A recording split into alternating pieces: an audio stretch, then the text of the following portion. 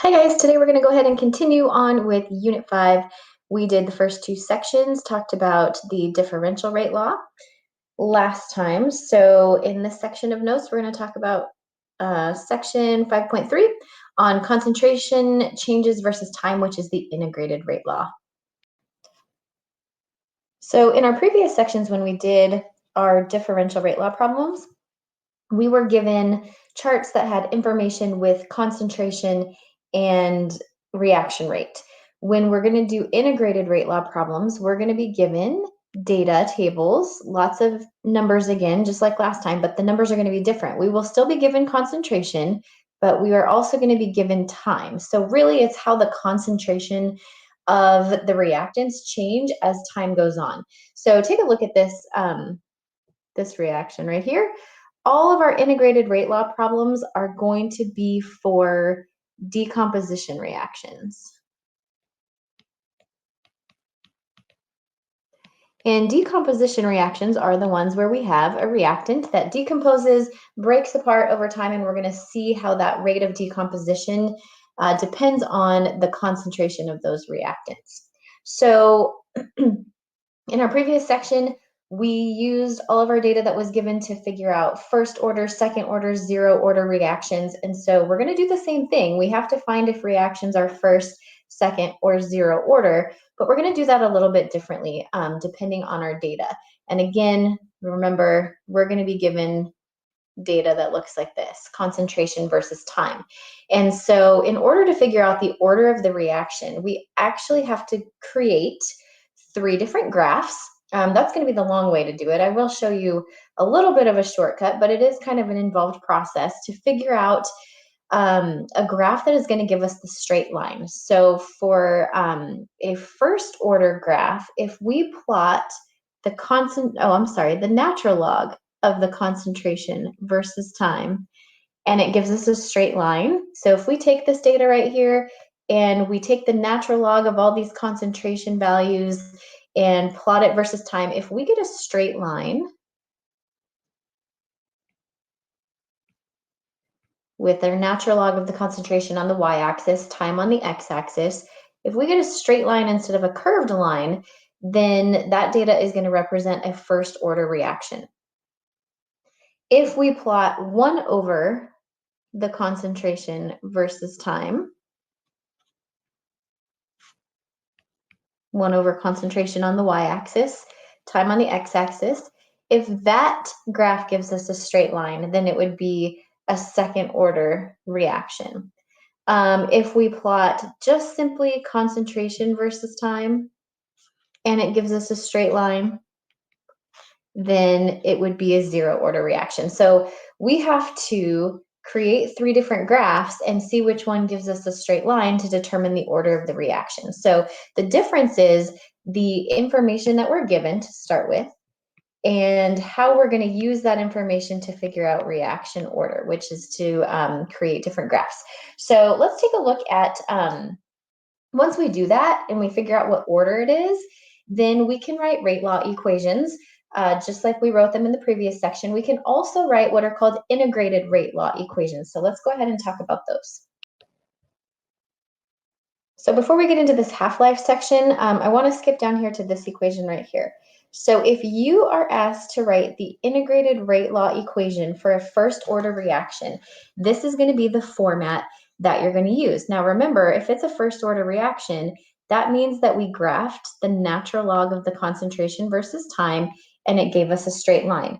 So I want you to look at the format of this equation is the same as the equation for a straight line. Our format for a straight line equation is y equals mx plus b. So we have y right here, mx plus b. So it shows the format of the the straight line equation based on our specific natural log graph. So what's important for you guys to notice here is, and remember, is that when we talk about m, we're talking about our slope, right? And so if we're trying to find the rate constant, it's going to be the absolute value of the slope of the graph. So if we can find the slope of the graph, then we can find our K value. So that's also going to be different with our integrated rate law problems is instead of using the data in the, well, we're kind of using the data in the table, but we're using it to find the slope. That slope, if we absolute value that slope, is going to give us our rate constant value. Okay, so that would be if they ask you to write the integrated rate law equation, then you would write it just like this. If they ask you to write the rate law, though, the rate law is still just going to be rate equals K times the concentration of A to the power of 1. This is still my regular rate law equation. This one is my integrated rate law equation. We are also going to be dealing with half-lives. So you guys are actually only going to have to deal with half-life equations for first-order reactions. That's the only time you ever have to do that. Half-life, you guys know the concept of half-life. It's the time that is required for the reactant to reach half of its original concentration. So remember, we're talking about decomposition reactions. So how long does it take for half of my reactant to decompose and turn into something else? And that is my half-life. So we can calculate that depending on what data we're given. It is a natural log graph. And so through some deriving of some different equations, some of you calculus people, you might know where this comes from, but you don't need to. If you just take the number 0.693 and divide it by K, which is our rate constant, then that will give you the half-life. This equation, by the way, is given to you, so you don't have to memorize it. You just need to know that it's used to calculate the half-life for specifically a first-order reaction.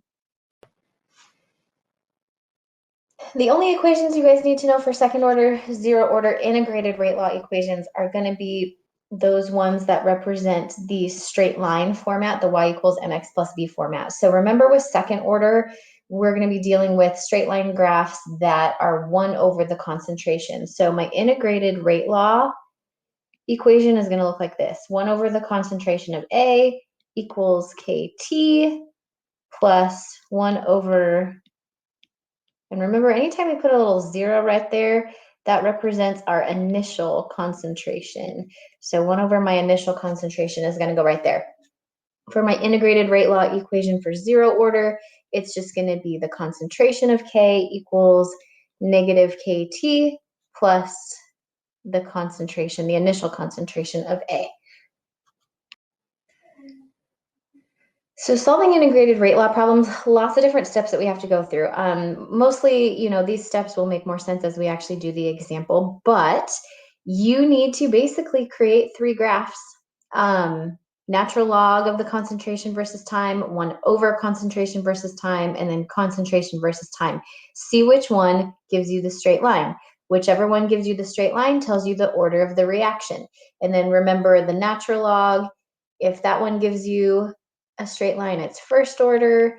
If 1 over the concentration gives you a straight line, it's second order. And if concentration versus time, then it's 0 order. Oops. Okay, then we're going to take the absolute value of the slope. That'll give us our K value, our rate constant. Then we can write rate laws and integrated rate law from that information. So let's go ahead and do an example. All right, so what you guys see here, determine the rate law and the value of K with units. So this is what you guys are going to be given with integrated rate law problems. You're going to be given concentration, you're going to be given time in seconds, and you're going to see how that concentration decreases over time. And so what we need to do is analyze 3 different graphs, really. And so your first step is going to be, I put lots of different boxes here for us to be able to fill in different calculations that we're going to do, but you guys will have to set this up on your own when you're doing these actual problems. But I'm going to skip this first box and keep it blank for a second because we're going to use that here in just a second. What I want to go ahead and do is I want to take all of these concentration values and find the natural log of those concentration values. So I'm going to do all of my initial calculating first, and then we're going to talk about what to do with that. And then I also want to take 1 over my concentration values and fill in those numbers. So let's go ahead and do that. So the natural log of 0.1 is going to be negative 2.3. Natural log of 0.0707 is negative 2.65. Natural log of 0.05 is going to be negative 3. And then the next one will be negative 3.69. Okay, normally you won't need to go through and do all of the points. You'll be able to see a straight line pattern within the first few points there. So we'll go ahead and stop there. Okay, 1 over the concentration. 1 over 0.1 is 10. 1 over 0.0707 is 14.14. 1 over 0.05 is 20. And then 1 over 0.025 is 40. Okay, so that's going to be our first step. Now, the long way would be to actually go through and graph these points. Graph my concentration versus time. Graph my natural log of concentration versus time. So this would be my y-axis for my natural log graph. This would be my y-axis for 1 over.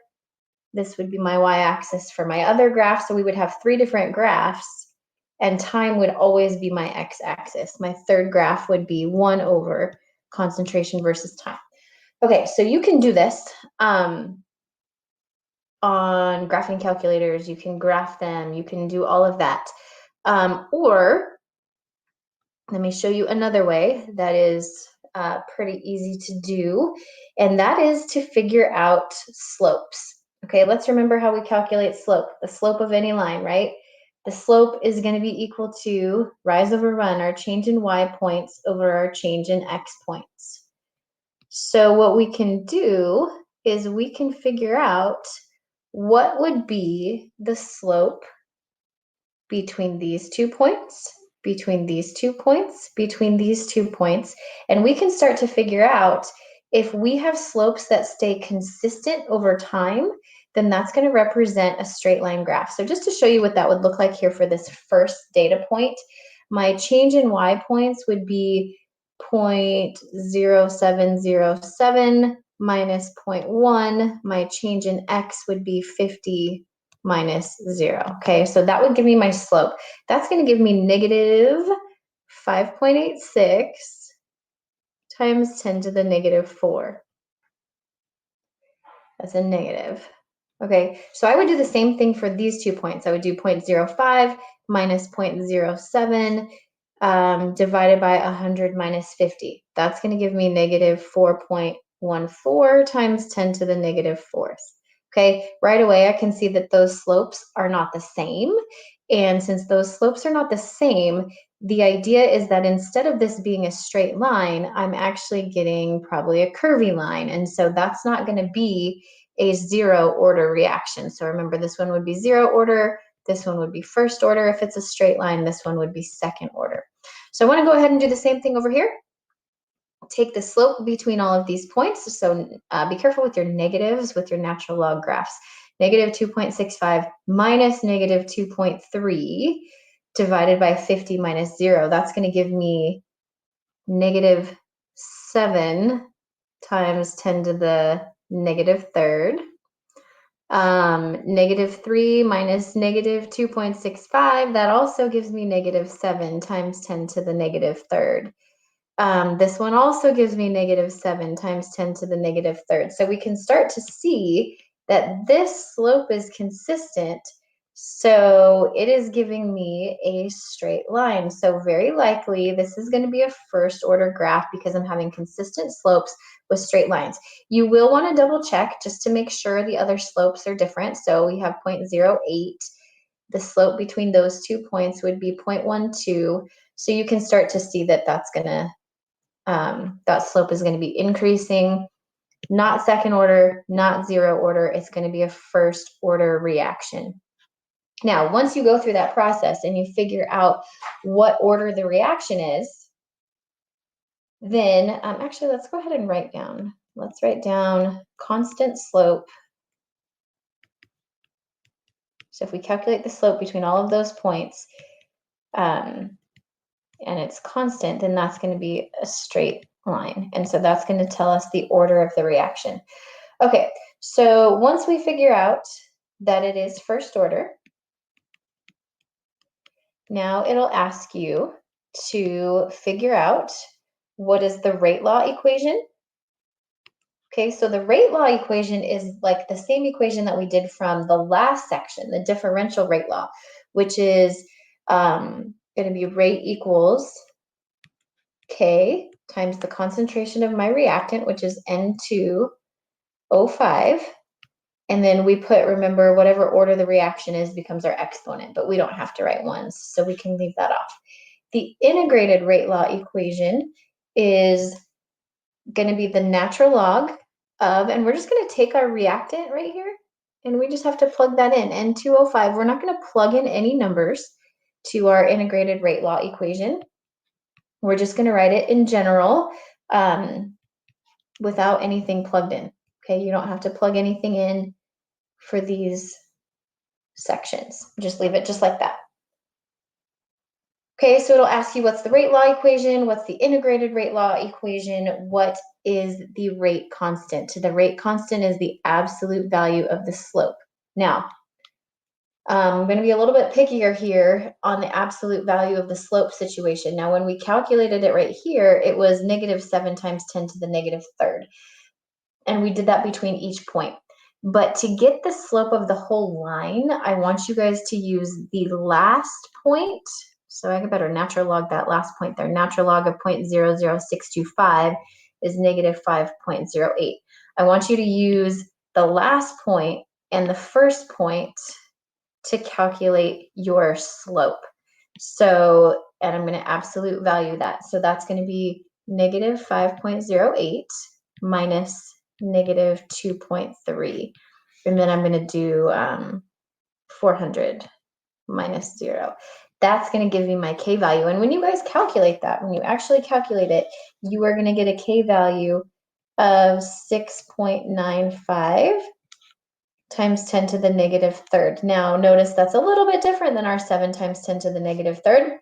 It's obviously when you round it close to the same number, but we want it to be as accurate as possible, which is why we use our first and last points there. Units are important for our K values still. So first order means that our units for K are going to be S to the -1. So this is my K value here. Okay, almost done. This is going to be our last example. So we have also different types of questions with integrated rate laws where we're given the order of the reaction and we're given some information and we've got to find some other stuff. So in this example, it tells us a first order reaction. Okay, so right away, you have to pay attention to that. And notice that since it is first order, you're going to be using the natural log equation to do any kind of calculation, okay? And then it also tells us that it is 38.5% complete in 480 seconds. Okay, so here's what we're going to do. Since it is a first order, I'm going to start with that natural log equation, and we're given percentages. We're not actually given concentration values. If you are given concentration values, you can just plug those straight in. But if not, then we can take those percentages and plug them in like it's a concentration value. Okay, so here's what we need to remember. We need to know that this represents my initial concentration. Now, if we're dealing in percentages and not concentrations, then my initial is going to be 100%. I start with 100% of my reactant. And over here on this side, this is how much is going to be left after 480 seconds. Well, if it's 38.5% complete, that means 100 minus 38.5 is going to be 61.5% left over. And so that's what we can actually go ahead and plug in right here. So we're going to do the natural log of 61.5 equals, I'm trying to solve for K. So my time is 480 seconds. And then plus the natural log of 100. So I can go ahead and just take those percentages and plug them in and then go ahead and solve for K. Let's see, so the natural log of 61.5 is 4.12, and then negative k times 480. Natural log of 100 is 4.61. So then we just have to go ahead algebraically solve for k.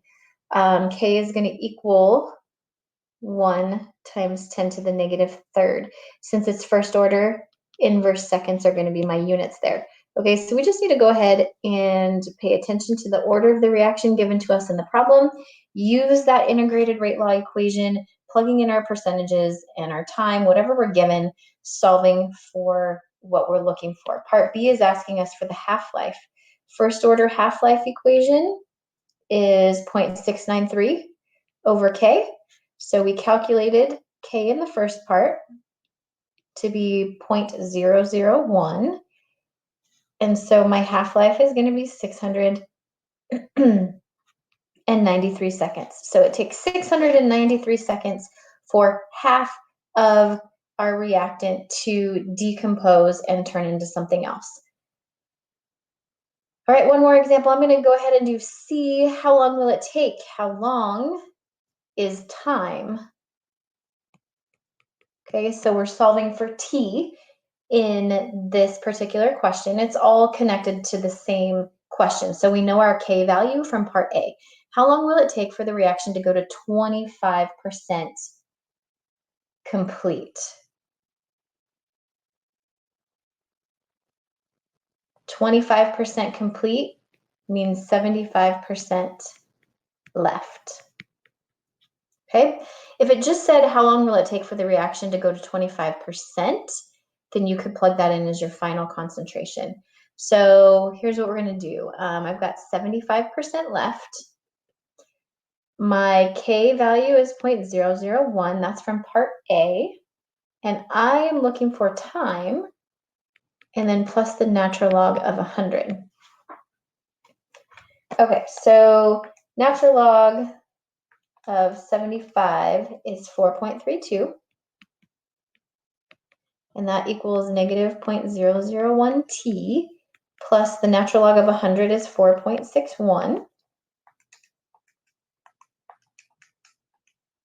I didn't calculate this one yet, you guys. So I'm going to get negative 0.29 when I subtract 4.61 equals negative 0.001 t. And then I can go ahead and divide by my k value. And that's going to give me a time of 290 seconds. And you also want to go through and figure out, does that make sense? Okay, 290 seconds for it to go to 25% complete, so 75% left. Well, I know it takes 693 seconds to cut in half, so it should take less than that to only go down 25%. So that makes sense. All right, part D, how long will it take for the reaction to go to 95% completion? I'm actually going to go ahead and not do that one because it is the same as part C. Okay, we are going to do some practice with all of this integrated rate law stuff in class next time. So I will see you guys then. Have a good day.